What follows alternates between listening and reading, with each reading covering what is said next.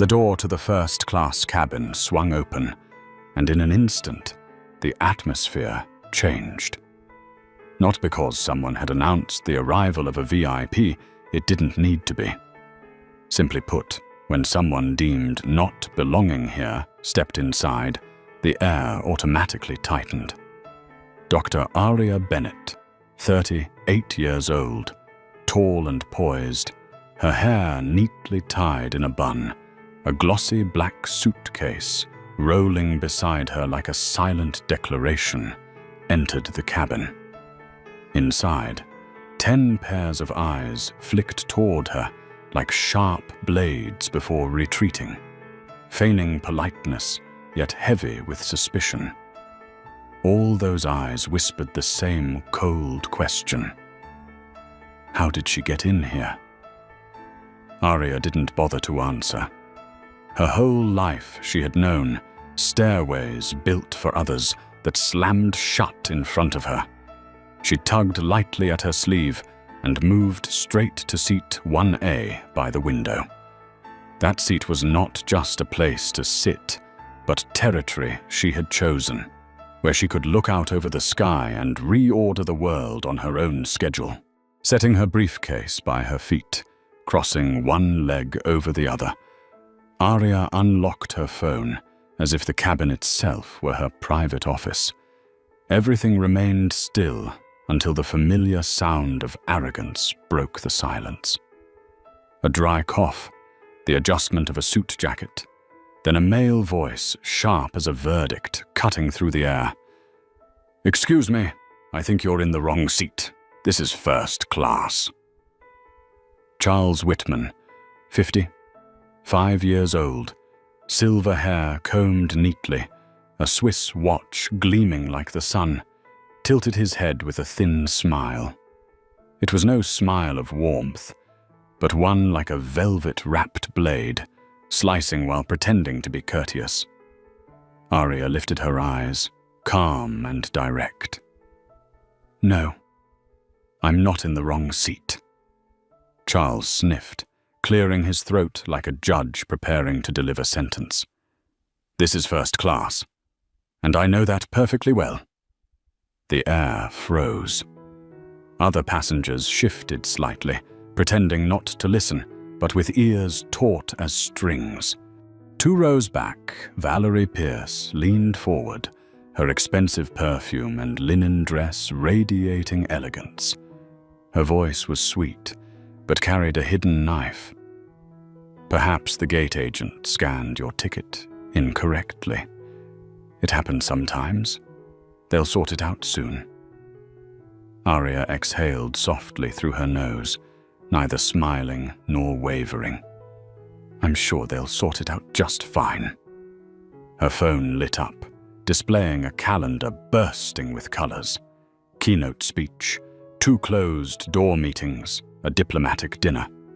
A world she had built with her own intellect and decisions.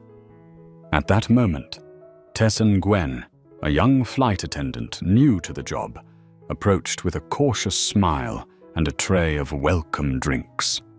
Her eyes darted quickly between passengers, like someone trying to walk through the rain without getting wet. "Would you like still or sparkling water, ma'am?" "Still, thank you," Aria replied, her voice soft yet firm. Charles cut in loudly, his tone ringing out as if to assert dominance. "Sparkling for me." His voice carried the weight of a proclamation, as though his choice mattered more. Tessa nodded gently, placing the glass for Aria, before turning away. But her steps faltered, a beat of tension. She lowered her head, speaking quietly. "I'm sorry, ma'am. May I see your boarding pass again?" Aria wasn't surprised. She had long grown used to moments like this, when people tried to turn her very presence into a question. Yet she handed over her ticket without anger or haste. The scanner beeped, a crisp, cold, decisive sound. Tessa flushed slightly, murmuring, "Thank you. Everything is completely in order." Arya nodded lightly, her gaze softening, a silent pardon for the young woman's unease. Charles shrugged with a mocking chuckle. He turned to Tessa, refusing to look at Arya. You see why I was confused. Standards still need to be maintained. Valerie smiled again, her expression as if she spoke for the entire cabin. Don't take it personally. It's nothing against you. Nothing personal. Arya drew a slow breath, eyes drifting toward the window, sunlight glinting on the airplane's wing. Yet in her mind, a truth rang clear. People only say nothing personal when it is, in fact, the most personal thing. Outside, luggage carts rolled past, their orange reflective vests glowing like tiny stars. A tableau of quiet labor, efficient and uncelebrated.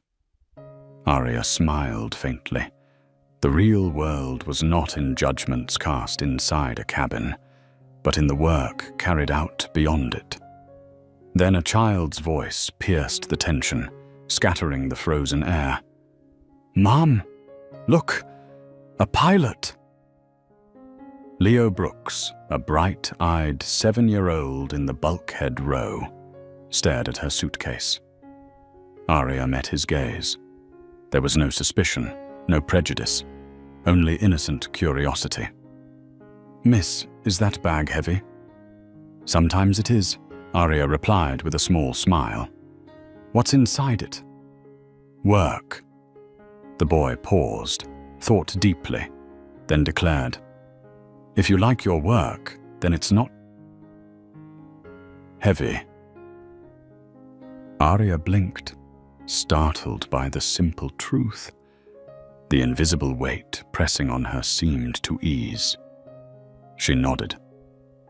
"You're right." Charles shook his head with a smirk, and Valerie adjusted her silk scarf, pretending to be occupied.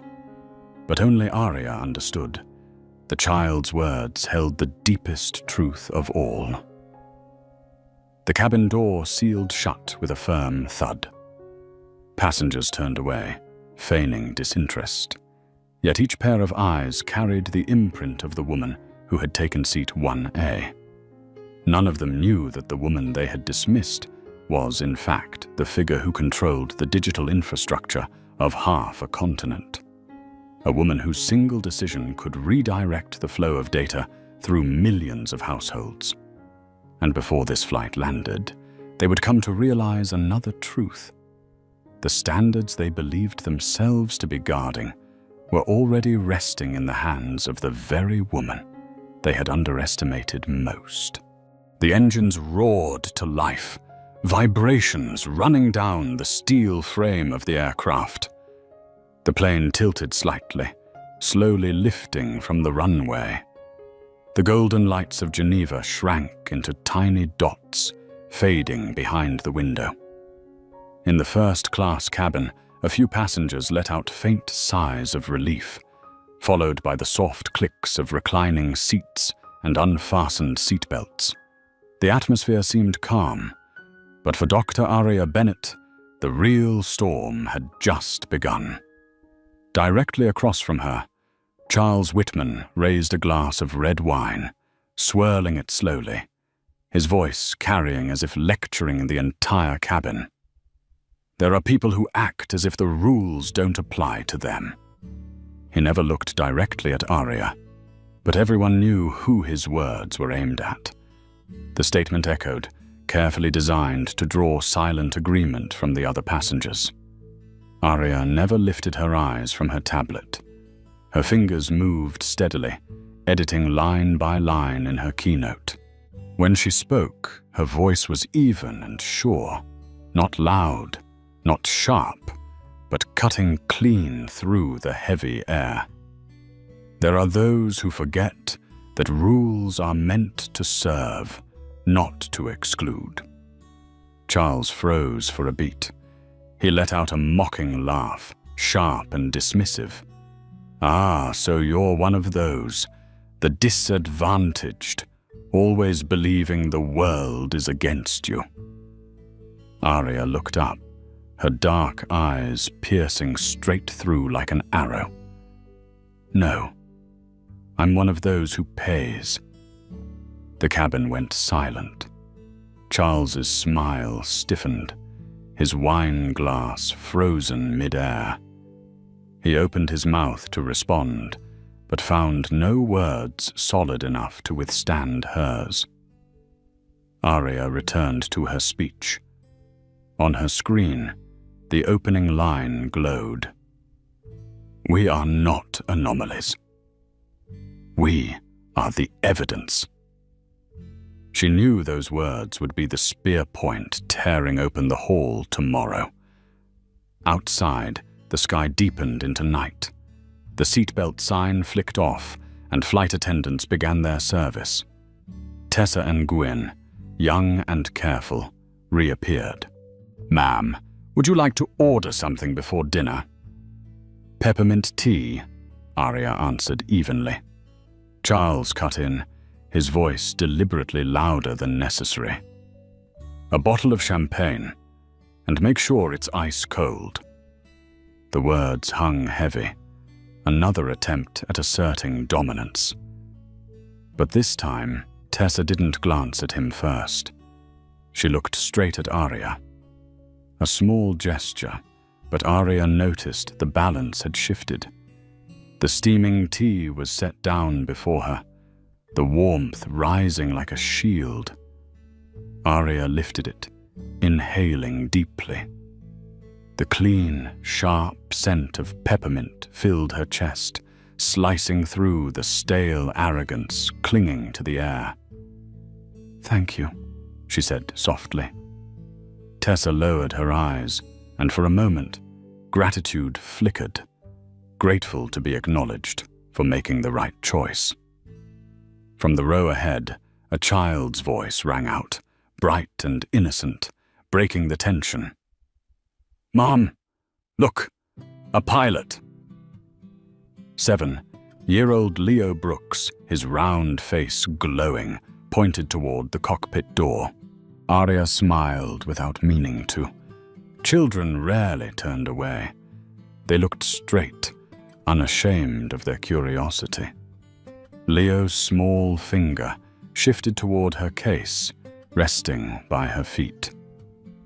Is it heavy? Arya tilted her head, her tone gentle. Sometimes. What's inside? Work. The boy paused, thought hard, then declared firmly. If you like your work, then it's not heavy. The cabin trembled again, but Arya felt herself lighten. She smiled. You're right. His mother, Anna Brooks, pulled him back gently, murmuring an apology to Arya. But Arya only shook her head. It's fine, that was a perfect reminder. Charles watched, sneering under his breath. Valerie Pierce, elegant in her linen dress, leaned forward, her voice sugary but edged with disdain. Charming, but the real lessons don't come from children. Arya didn't answer. In her mind, Leo's words had already become a charm. Work only weighs you down when it lacks love. The plane leveled off, the cabin settling into the rhythm of flight. Keystrokes tapping, the soft murmur of a couple nearby, the gentle pour of wine. Arya adjusted her notes, each word, each space precise. Small details, but they were her way of keeping control. Behind her, Valerie leaned forward again, her tone laced with false sympathy. You know, sometimes gate agents make mistakes. I'm sure they'll realize soon, and everything will be set in its proper place. Arya lowered her tablet, her gaze cold. I am certain everything will be in its proper place. Valerie shivered. That tone was not a reply. It was a warning. At that moment, Daniel Roth, the purser, walked past. His eyes flicked briefly over the row. Aria in 1A, Charles in 1C, Valerie behind them. A crease appeared on his brow, the familiar mark of someone who had witnessed this scene too many times, prejudice disguised as standards. But he straightened, keeping his professional composure. The plane was still in flight, and he had his duty to perform. As the cabin lights dimmed, signaling dinner service, Aria drew in a deep breath. She knew the real test wasn't over. She had kept her seat, kept her voice. But no one yet knew that this flight still held another procedure waiting. And this time, it would not just be scornful stares. It would be the weight of an entire system, pressing to see whether she truly belonged in seat 1A. The engines rumbled steadily as the plane pierced through the deep blue sky. The cabin trembled slightly, the glass of water on the tray shimmering in the light. Passengers began unbuckling their seatbelts, screens lit up, and the sound of drink orders echoed through the air. Everything seemed to fall back into routine. But for Dr. Aria Bennett, that calm was nothing more than a thin veneer. Because Charles Whitman's gaze had yet to leave her. He leaned back, speaking half to his glass of wine and half loud enough for the entire cabin to hear. There are some people who behave as though the rules don't apply to them. Aria did not look up. Her fingers glided across her tablet, refining the words for her keynote. Her reply dropped sharp and clean. There are some people who forget that rules are meant to serve, not to exclude. The cabin froze for a beat. Charles let out a mocking laugh, as though she had just confessed to a flaw. "Ah, so you are one of those discontented types. Always thinking the world treats you unfairly." Aria lifted her eyes, black and unwavering, and struck back with a single line. "No, I am the type who pays." Her words cracked through the air like the click of a trigger. Charles faltered, his mouth opened and shut, his smile stiffening. No one in the cabin laughed with him. Aria lowered her gaze back to the screen. Her opening line glowed clear. "We are not anomalies. We are the evidence." That single sentence was strong enough to hold up an auditorium of thousands tomorrow, and sharp enough to crush the smug grins in this very moment. A light shudder rippled through the plane. Glasses clinked together. The seatbelt sign lit up. Passengers scrambled to buckle in. A few startled gasps slipped out. Aria calmly fastened her belt, eyes fixed on the wing, slicing through the black sky. When the turbulence eased, the cabin filled once more with murmurs and the glow of screens. That was when Tessa Nguyen, the young flight attendant, approached, her expression tighter than usual. She leaned close, voice barely above a whisper. "Madame, when you have a moment, the purser would like to see you up front. It's just a formality." Aria closed her tablet and rose with deliberate calm. The aisle suddenly felt narrower, pressed in by the invisible weight of every watching eye. Glances flickered with satisfaction.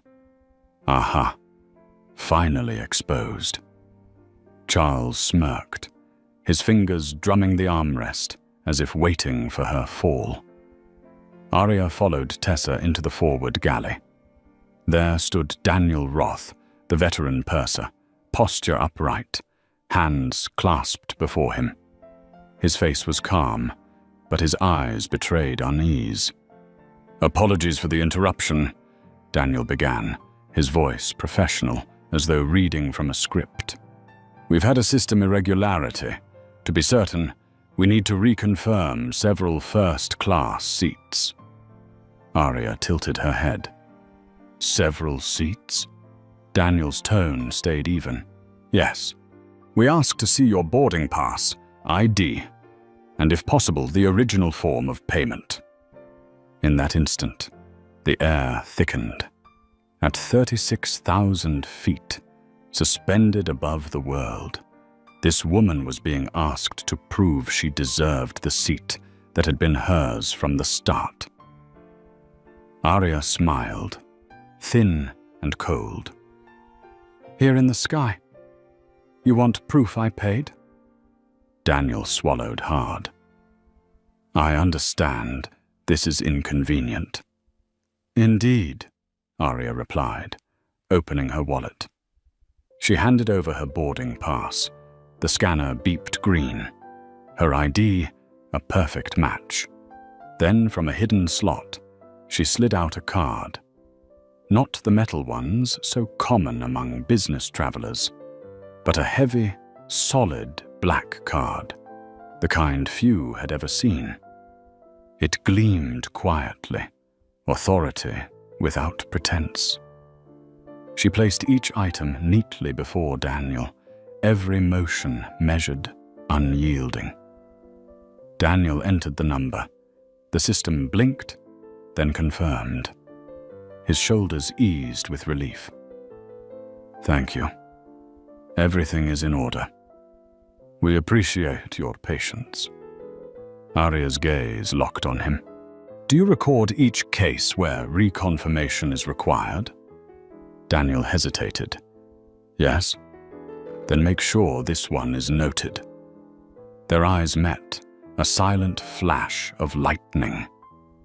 I will. The cockpit door clicked open softly. Captain Henrik Vogel stepped out on routine inspection. His eyes swept the galley, pausing on Aria and the black card still on the counter. For a moment, recognition flickered, not admiration, but understanding. This was someone whose presence carried weight far beyond that of an ordinary passenger. Is there an issue? He asked, his voice calm and steady. Resolved, Captain, Daniel replied quickly. Vogel's gaze lingered on Aria, offering a discreet nod of respect. Then he returned to the cockpit.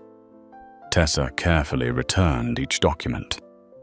Thank you, she murmured, her voice close to apology. Aria tucked everything neatly back into her wallet, her eyes resting on Tessa. You did your job. That is enough. Tessa exhaled, relief spreading into a quiet smile. Aria turned and walked back down the aisle, each step firm, like someone leaving a courtroom in the sky. The cabin fell silent.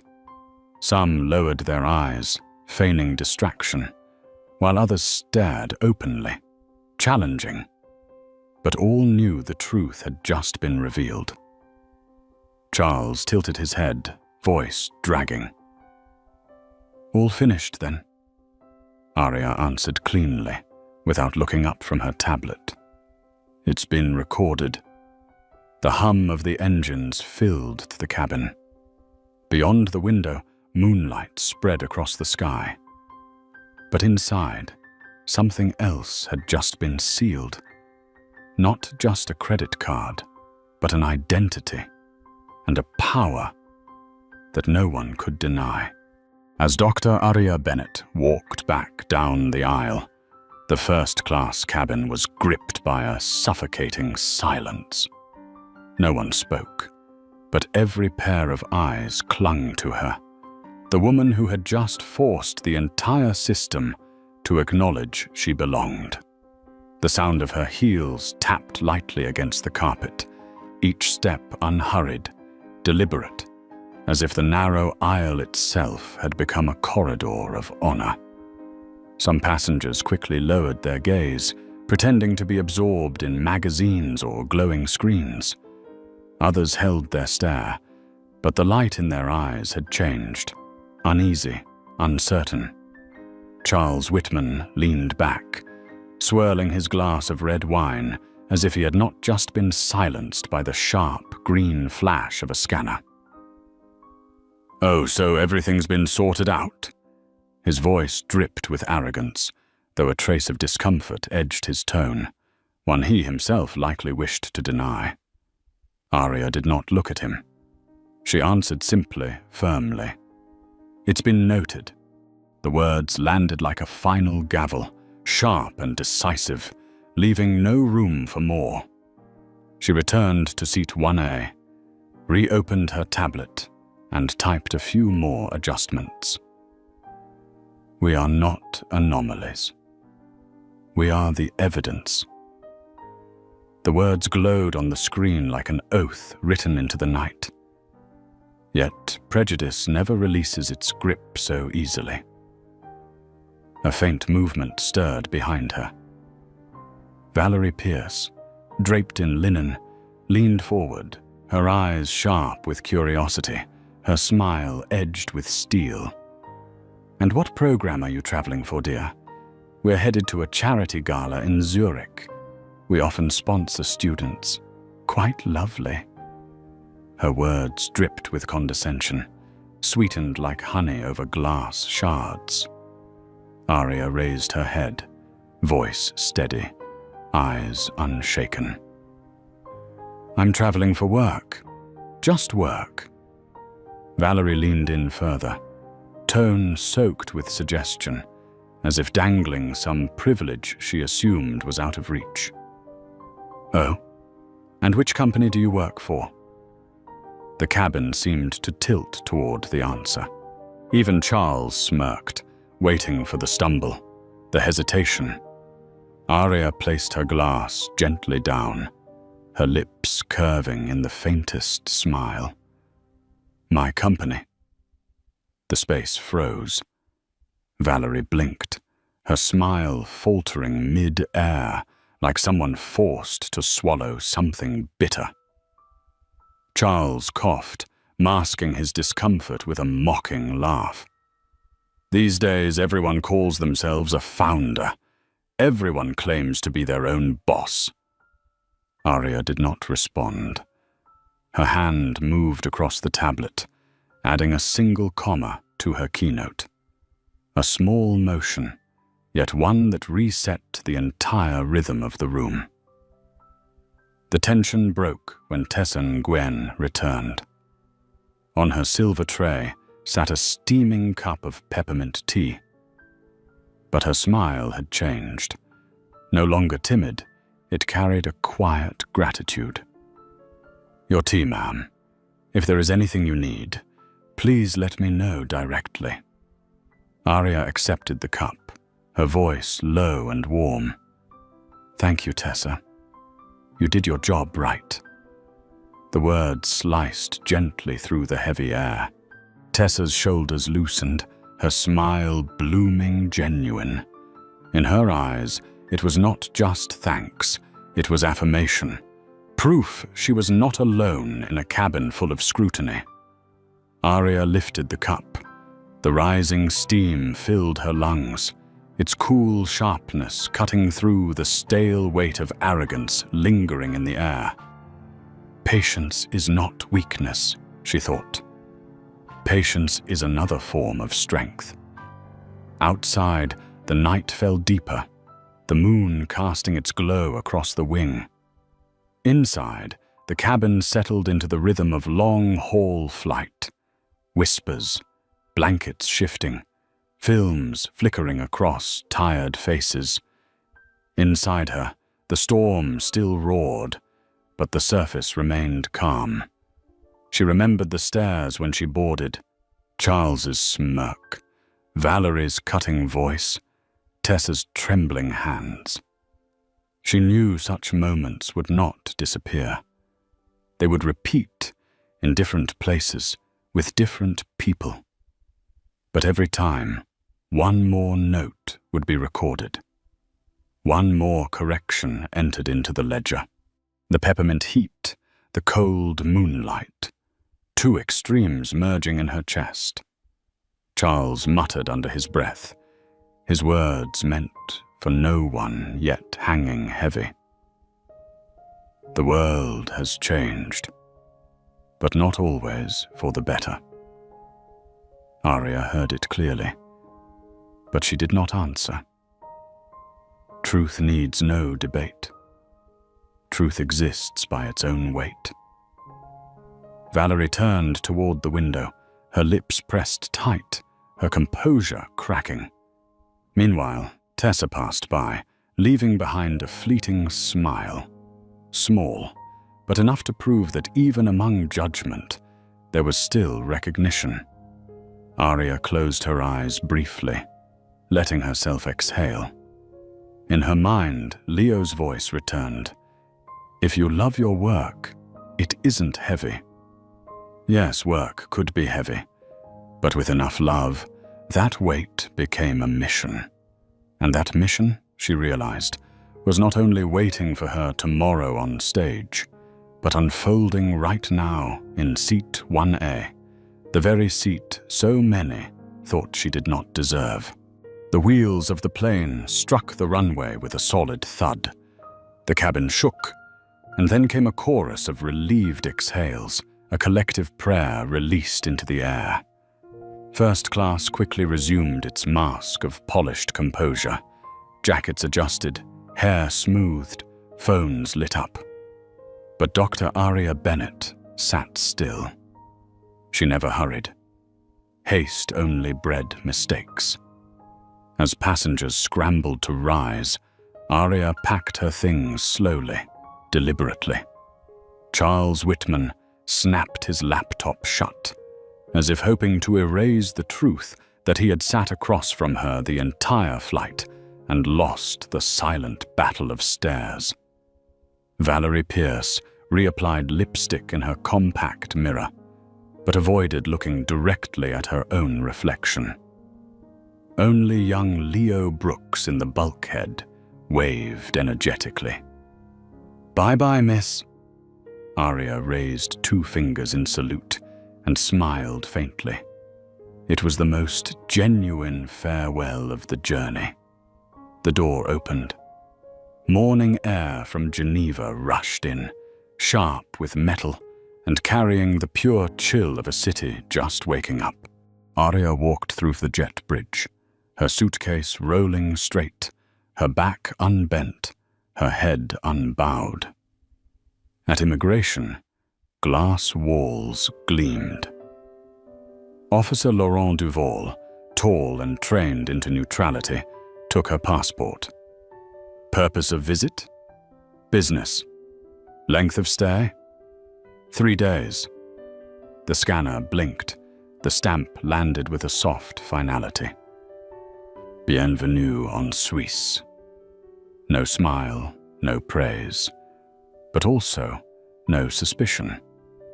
Arya nodded slightly, a silent thank you. At the Duron Hotel, the lobby gleamed with wood and stone, precise as a mathematical formula. The receptionist bowed. "Welcome. Name, please?" "Bennett." The keyboard clicked. The clerk's eyes softened as the screen confirmed her details. "City View Suite. We'll need a card to secure incidentals." Arya handed over an ordinary card, not the heavy metal kind. She did so on purpose, to delay the world's reflex to shrink beneath her name. In her room on a high floor, walls of glass looked down on the Rhone. She did not unpack. She only hung a single suit, set a pair of polished shoes, those Leo had once called fast shoes, in perfect alignment, and placed her briefcase on the desk like a second heartbeat. A video call blinked open. Marcus Bennett, her husband, still at home. "You've arrived?" "Yes." Cool and precise, as Geneva always is. "Get some rest. Tomorrow you'll set the room on fire." Arya smiled. "That's the plan. Sleep now. I'll trade dinner for peppermint tea." The next morning, Arya joined the stream of black suits and lanyards, heading toward the conference center. International flags whipped in the wind, volunteers handing out brochures as if distributing belief itself. Inside, a temporary city had been built. A stage, tech booths, lounges posing as living rooms. The speaker's check in desk sat in its own corner, as if guarding the threshold. Arya approached. The young attendant typed her name, paused, typed again as if doubting his own eyes. "May I see your ID, please?" She handed it over. The scanner blinked green. His hesitation dissolved. "Apologies, Mrs. Bennett. Here's your speaker badge. Lounge A3, tech check at 11. Your keynote. Tomorrow at 9 a.m. The badge felt heavy in her hand, as though it carried the weight of 1,000 eyes waiting in that hall. Arya nodded. "I'll be there." Backstage was a maze. Cables like voons, blackout curtains, swallowing light, control boards ticking like a quickened heartbeat. A woman with a high ponytail and 3 coffees in hand approached briskly. "Priya Shah, show caller. Let's move fast. Lapel mic or handheld?" "Lapel. Handheld as backup." "Slides?" "On my tablet." "Good. Stand on the white mark, the light will find you. Want a confident screen?" "No. I need silence." Priya raised her brows, smiled slightly. "I like you already." In a shadowed corner, a young woman, clutching a stack of brochures like a shield, approached timidly. "Excuse me, are you Mrs. Bennett? I'm Nadia Kim, an intern. Last year, my group shared your talk on open infrastructure. It changed how we thought. I just wanted to say thank you." Arya's smile softened, genuine. "What's your field?" "Computer science, and a little bit of everything. It feels like too much sometimes." "That's how it should feel. The weight fades, then it returns.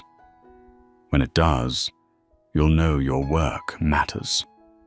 Nadia inhaled, then whispered like asking for a secret. "What do you do right before you walk on stage?" Arya's gaze was steady, her voice deliberate. "I take 3 breaths. I choose the opening line. And I remember who I came to speak for." Nadia's eyes glowed, as though she had just been handed a sacred formula. "Thank you." Arya nodded, then turned toward the wings. Stage lights flickered. The murmur of the audience washed in like a distant tide. In one more day, the doors would open and every gaze would lock on her. But here, in the shadows of Geneva's backstage, Arya knew she was more than a speaker. She was living proof. The woman once doubted even in a seat she had paid for, now preparing to stand on a stage that would make the whole world nod in recognition. Lunch at the Geneva conference was always the same. Round tables draped in white cloth, silverware polished to a gleam, menus elaborate but tasteless. People did not come to eat. They came to be seen eating with someone. Dr. Arya Bennett walked in, her speaker badge glinting at her neck, her discreet smile like a thin wall. She sat beside a minor cabinet minister and a startup founder who repeated the word disruption as though it were a prayer. A salad appeared, loyal in its harmlessness. The door opened.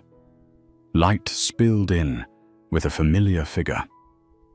Charles Whitman, the man who had confronted her from seat 1C, entered. His suit pressed, his silver-grey tie precise, his stride forceful. Yet in daylight, he looked smaller, more angular, like a statue that no longer belonged on its pedestal. He was led to the bankers' table, those who believed the world turned solely on Bloomberg numbers. Charles smiled, shook hands, but his eyes drifted. And then they caught Arya's. A pause, not enough to be admission, but long enough to prove recognition. Arya only inclined her head slightly, her smile polite as a greeting to the weather. Charles lowered his gaze, suddenly absorbed by his wine glass, as though it were more interesting than anything else in the room. It was almost an apology, but not yet spoken. Beside Arya, another woman had sat down. Camilla Ortiz, 44, black curls, eyes so bright they looked capable of organizing a protest with a single furrow of her brow. Her voice rang firm, carrying the rhythm of Nairobi's squares where Arya had first met her. Arya, isn't it? We once shared a panel on equitable access. Camila, Arya nodded, remembering. She always remembered those who worked, not those who merely spoke. Camila smiled slightly, gesturing with her fork toward the adjacent hall where the afternoon session was set to unfold. That panel will be chaos. Two regulators who despise each other, a platform director allergic to questions, and a journalist who thinks shouting is truth. Sounds interesting, Arya replied. Sounds long. More like it. Camila leaned closer, her voice dropping, her eyes glinting mischievously. Tonight we're hosting a private gathering. No press, no panels, just those who need the same reality. You should come. Arya raised an eyebrow. Address? I'll text you, but no conference masks allowed. Camila smiled, then lowered her tone further, almost to a whisper. And I heard about the flight. Arya's fork paused mid-air. News traveled quickly. No headlines, no social feeds. Yet in the hallways of the conference, the story of the woman asked to prove her place in first class had already become common whisper.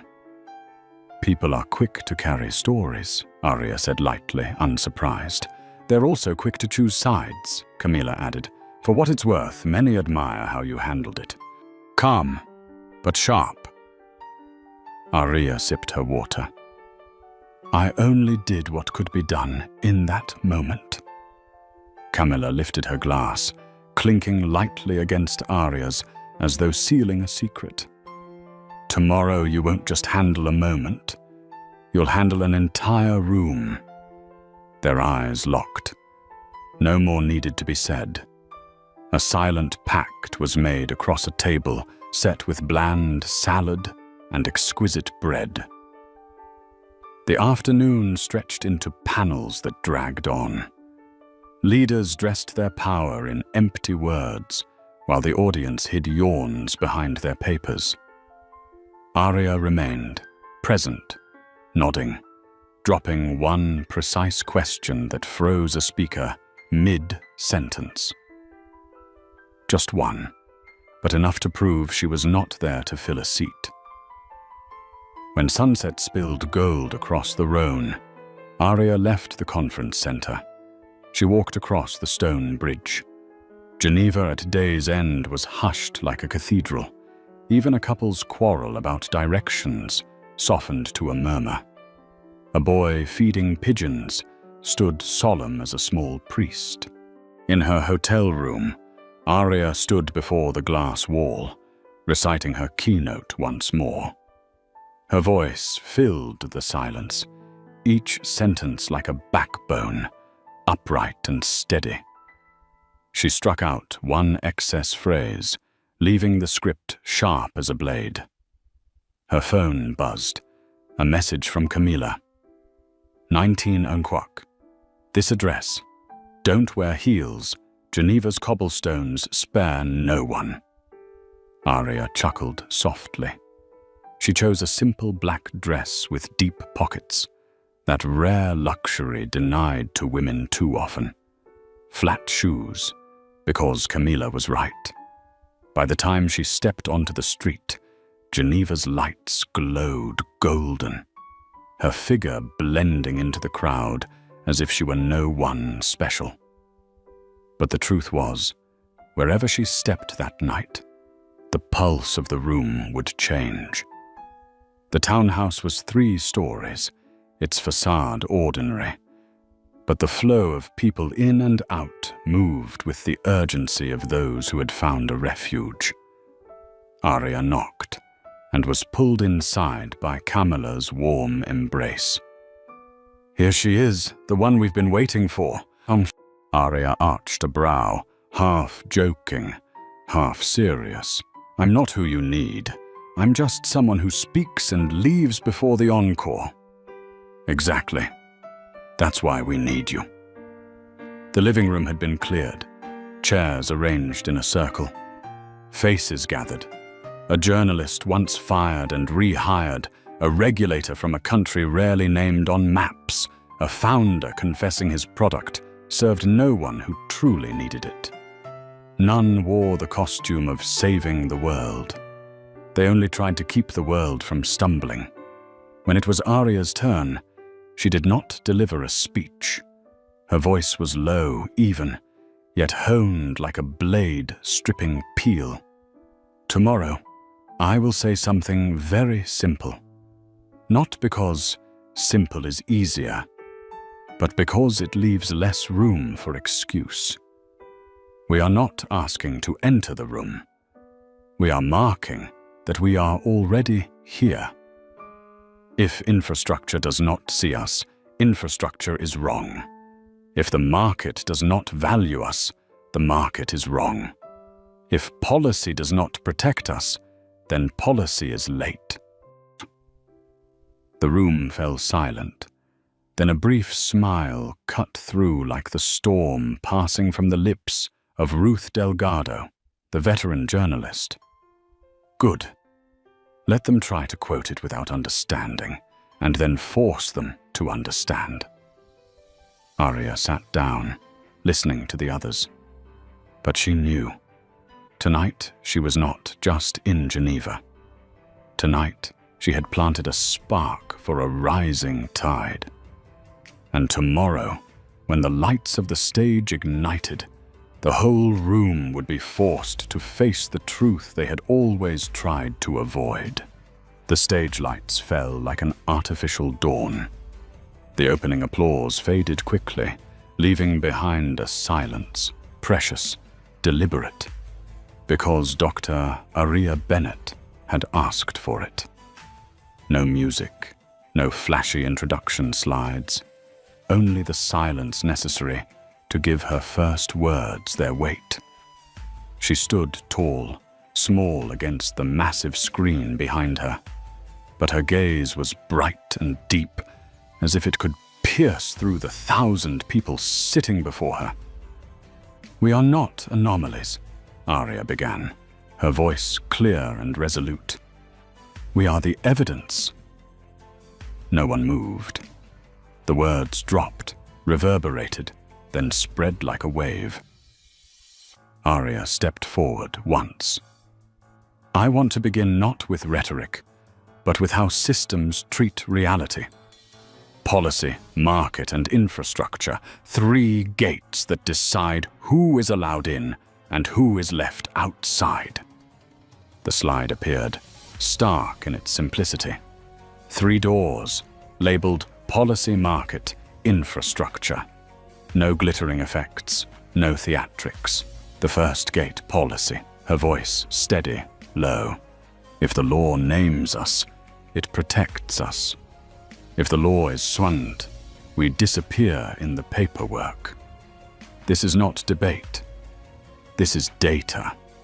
When the name is missing, the person becomes a blank." A few subtle nods. Pens began to move. The second gate, market.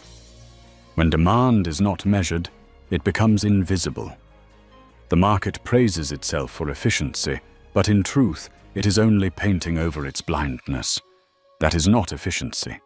That is deficiency disguised as virtue. A ripple of laughter sounded from one corner of the room. Some nodded, some frowned. Arya pressed on unfazed. The third gate. Infrastructure. This is my home. Her voice slowed, then sharpened. The slide shifted to a map, fiber cables, signal towers, the invisible veins of modern society. When this framework is built without us in mind, what we receive is an inclusive version that exists only on a brochure. In reality, the connection is still slow, still weak, still left behind, and you cannot patch that with slogans. You fix it only at the blueprint stage. She paused. The spotlight lit her face, every line of resolve clear. What did we do? Something very simple. We measured, we did not guess. We mapped exactly where the gaps existed, in clinics, in classrooms, in small shops. Then we partnered with local governments and providers who knew every street, every alley. The result? Transaction failures cut in half in 6 months. Uptime rose, costs bent downward. And more importantly, those stories of resilience vanished. Because you don't need to be resilient when the system doesn't break you every day. The first applause rose, scattered, then spread. Arya raised one finger. If you want a formula, here are 4 things. First, bring the affected community into the design team, not as token advisors, but with veto power. Second, fund maintenance as you fund launch. Flash does not save lives, stable budgets do. Third, tie every dollar to outcomes people feel, not metrics executives want to brag about. And fourth, expose the gaps. Because darkness is where excuses breed. The hall stirred. Some people sat straighter, others scribbled furiously. Arya lifted her chin, voice lower now but carrying iron. You will hear 2 familiar objections. 1, standards. That expanding access will lower them. The truth? When more people are allowed to reach, standards do not drop. They rise, because only then does competition reflect reality. 2, cost. As though equity were the first time we ever priced anything. But we have already paid in lost productivity, in illness, in delayed innovation. Inclusion is not charity. It is the mathematics of intelligent risk management. The audience was silent. Arya paused, her eyes sweeping across them. Then her tone softened. I want to tell you something small. I learned programming in a public library. The computers were old, the chairs creaked. The connection was so slow it taught me patience. A boy once asked me, "Is your work heavy?" I said yes. He laughed. Then you must not like it. He was wrong about the weight, but right about the love. Love is what turns the burden into purpose. The final slide lit up. White letters on black. Access isn't a favor. It's a fact. Act like it. Arya closed her tablet and looked straight at the hall. That is all. Thank you. A breathless beat. Then an explosion. Applause roared, strong and relentless, no effects needed. Some rose to their feet, some stayed seated. But it did not matter. What mattered was that the truth had been spoken, bare and unvarnished. From the wings, Priyashar watched, her eyes gleaming, and in the front row, Charles Whitman tugged at his tie, his face torn. He had just heard the woman he once dismissed in seat 1A speak words that commanded an entire room to listen. And he knew. Tomorrow, the market he thought he controlled would shift in ways he could no longer hold. The applause still echoed through the hall, like the aftershock of a storm. As the lights dimmed, Julian Park, the program's moderator, stepped forward with a strained smile. He was used to wrapping sessions in velvet, but today the energy in the room had slipped beyond his control. "We have a few minutes for questions," Julian announced, his voice trying to steady. "Please." Hands rose hesitantly, then one shot up with force. Every gaze turned. Charles Whitman, suit pressed, silver tie gleaming, stood tall. No wine glass now, no smug grin, but the air around him was sharp, proprietary. He adjusted the microphone, his voice low but booming, crafted for the entire hall. "If the market has finite resources, Dr. Bennett, why should we prioritize expanding access instead of securing returns for investors who took the early risks? Why trade a certain future to appease those who haven't yet contributed enough?" A murmur swept the room, like fire through dry grass. Eyes fixed forward. This was the blade. And Charles had driven it straight into the heart of her speech. Aria stood still, one hand resting on her tablet, her eyes sweeping slowly across the hall. A silence stretched long, pulling the air taut. Then her voice rang out, steel drawn from its sheath. "The market does not have finite resources. It has allocation by choice. The difference here is not lack of money, but where we choose to place it." A few bankers frowned. Young faces sat up straighter, their eyes alive. Aria pressed on. "Profit does not disappear when we expand access. On the contrary, growth only happens when more people participate. If your model protects yesterday's returns by blocking tomorrow's market, that is not risk management. That is starving yourself." The hall erupted, scattered applause, sharp and cutting, enough to push her words into the air like a verdict. Charles leaned slightly, eyes narrowing. He was not defeated, but the strike had left a mark. Another microphone lit. A male journalist's voice came, smooth but barbed. "Some say your entire approach is just a front for so-called woke capital.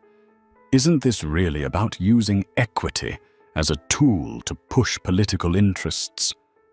The air hissed. Some nodded in agreement. Others leaned forward in anticipation of her counterstrike. Aria turned fully, unflinching. "If efficiency means building for the largest market possible, then yes, that is what we are doing. If woke means awake to reality, then yes, I am awake. But if you think we are doing this to feel good, no. I can buy comfort for cheaper. Here, I invest in truth." Laughter burst across the room. This time, applause spread wall to wall, not polite, but united. The journalist sat down, face flushed red. Julian, swept by the current, cleared his throat. "One last question," he said, his voice slightly trembling. "Please." A young student stood, badge swinging at his chest.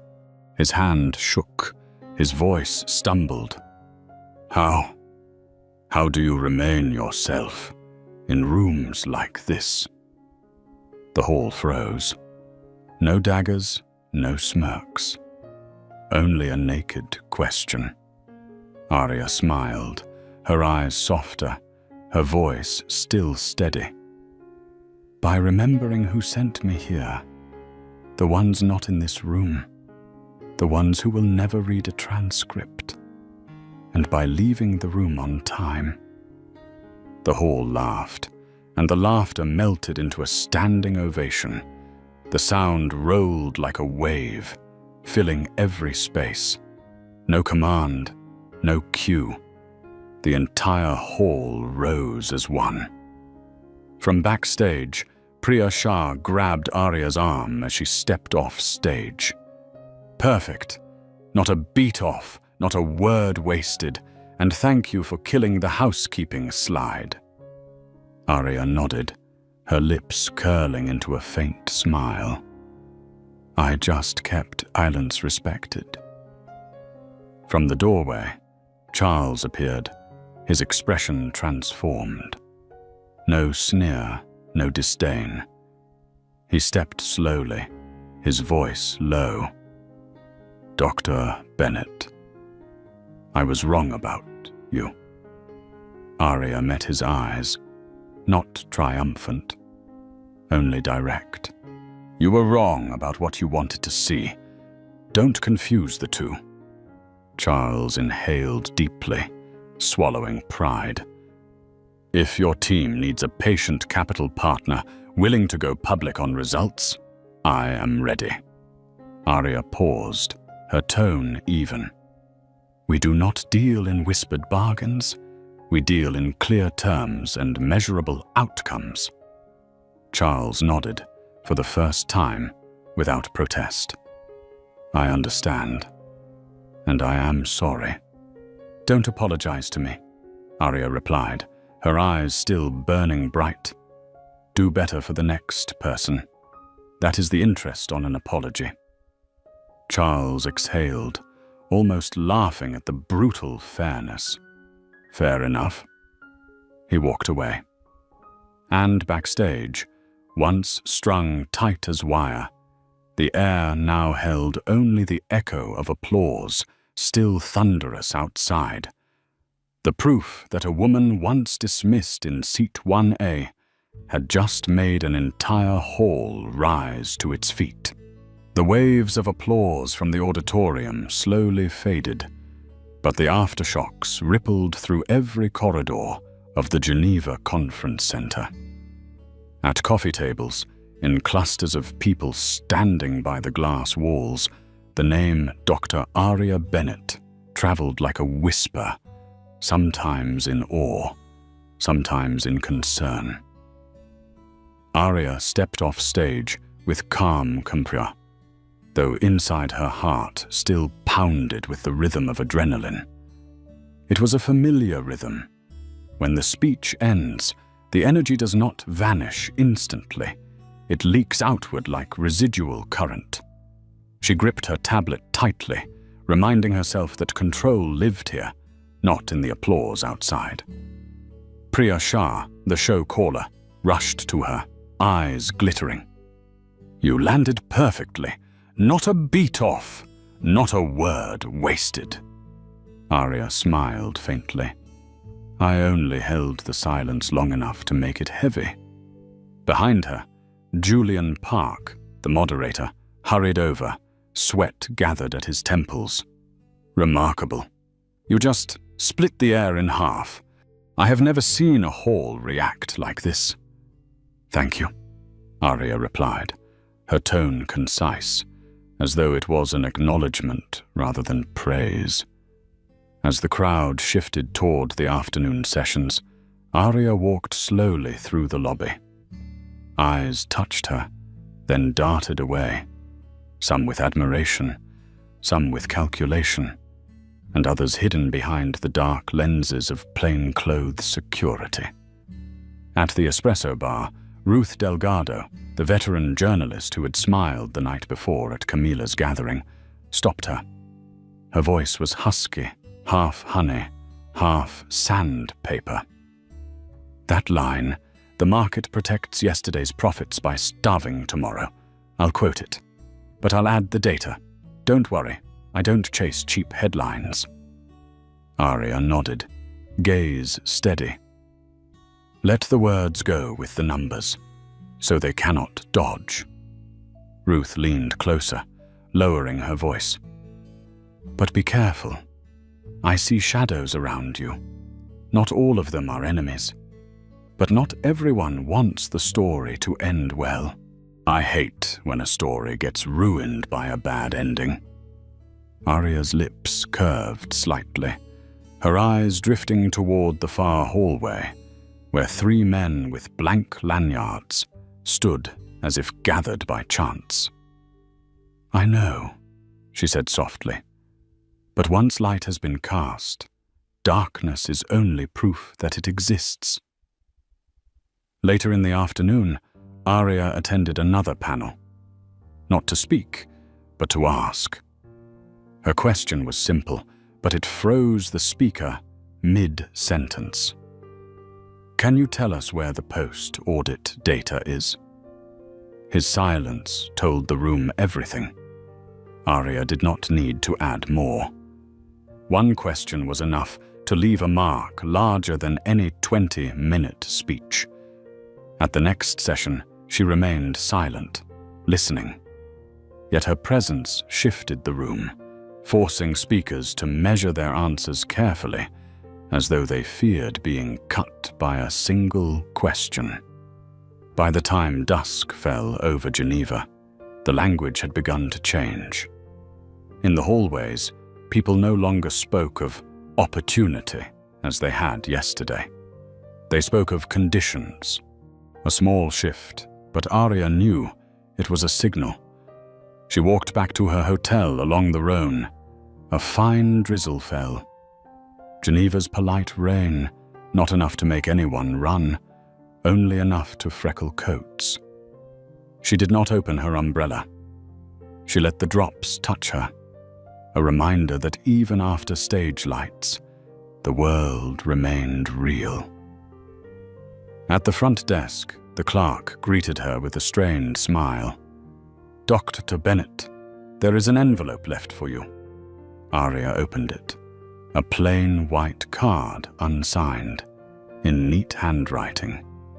If you wish to visit the hangar tonight, it is ready. Contact this number. In the corner, a faint embossed symbol, the same mark she had noticed the night before on Alain Morel's lapel, the discreet man at Camilla's gathering. Aria turned the card between her fingers, the corner of her mouth rising slightly. Geneva had its own way of sending messages. We know who you are. We will remain silent, but we are always watching. She slipped the card into her pocket and stepped into the elevator. In her room, she brewed a cup of mint tea, the steam fogging the window. The city blurred in the reflection like a trembling canvas. Her phone buzzed. A message from Marcus Bennett. Watched the entire live stream. You are the cleanest flame I have ever seen.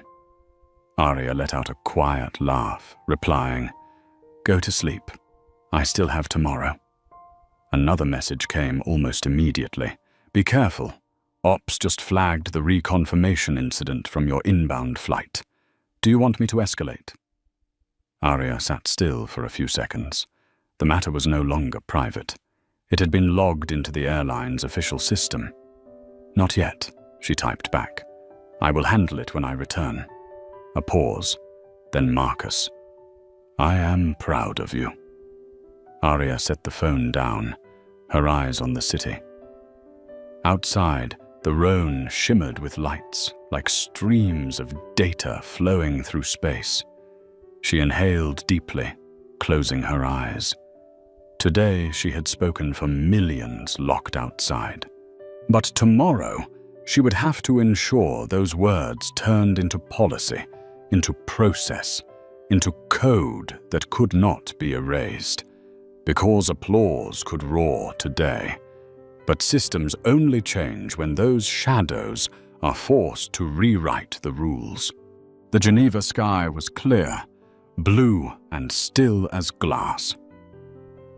That morning, Dr. Aria Bennett entered the airport with a small suitcase, no more than a briefcase, and the fast shoes that young Leo had once admired. She chose her usual spot, leaning quietly against the wall, watching the electronic board flicker. A message appeared. Gate change, A12. The crowd shifted quickly. Aria did not hurry. She rose last, walking with the rhythm of someone who knew she would never be late. The gate glowed green. A young airport manager stood nearby, attentive but not approaching. With just a small adjustment, the passenger flow moved more smoothly than usual. Aria recognized it. Someone had been briefed from early morning. The first-class cabin glowed with a soft light. Aria placed her suitcase in the compartment and sat down in seat 1A, the same seat that had once set an entire cabin aflame. But today, no one looked at her with suspicion. People were busy fastening belts, finishing calls. No one whispered, "Does she belong here?" A flight attendant approached with a genuine smile. "Still or sparkling, ma'am?" "Still, and mint tea after takeoff." The attendant nodded slightly, her eyes carrying a quiet sense of solidarity. Before the plane pushed back, Daniel Roth, the veteran purser, approached. He leaned down, voice low. "Dr. Bennett, I reviewed the log from the last flight. I apologize for the inconvenience you endured." Aria met his gaze. "Thank you, Daniel. The word inconvenience sometimes has sharp edges. You understand that, don't you?" Daniel nodded, eyes firm. "We reinforced the procedure. The team today has all been reminded. No one will be asked for reconfirmation unless the system shows a true technical trigger." Aria's lips curved faintly. "Good. That is the standard." He paused, then added sincerely, "If you need anything during this flight, anything at all, please let me know." Aria inclined her head. "I will." At 10,000 feet, the cup of mint tea appeared, just as promised. Aria held it, the steam easing the tension still running through her. She opened her tablet, not to write a speech, but to type a note to herself.